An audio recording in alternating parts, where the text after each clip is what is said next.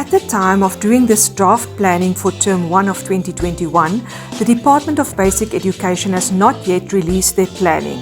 However, as soon as the departmental planning for 2021 becomes available, you must follow those guidelines.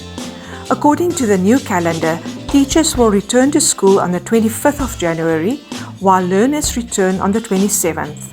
Schools will have to carry over some of the curriculum work of 2020 into the new year. The school reopens for 2021 on 27 January.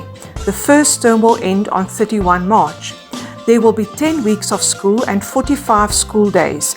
There will be a public holiday on 22 March.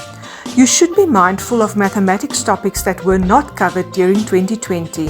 For grades 4 and 6, the following content was not taught with regards to symmetry: viewing objects, position and movement, and probability. Grade 6s were also supposed to learn about temperature. For grade 5s, the topics of position and movement were not covered.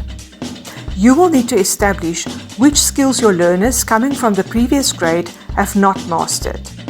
The grade 5 teacher has to recap what was taught in grade 4 and elaborate on topics that were left out. All other grades, 4, 6 and 7, should follow this example. Start the revision exercises in the DBE workbook. Use this as a baseline assessment to establish what skills your learners have not mastered. Use the MIP booklets provided by Siyawela. Please make extra copies at school as requested by Siyawela when these booklets were made available to you. Put interventions in place as soon as possible and adjust your teaching to address the specific learning needs of the learners.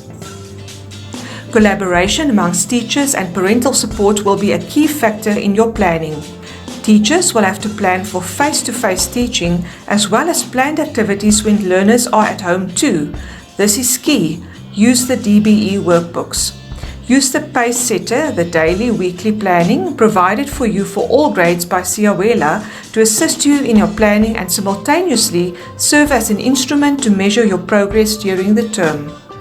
Here you can see an example of how you can plan a homework schedule for learners which require the signature of the parent or guardian to confirm the completion of homework tasks.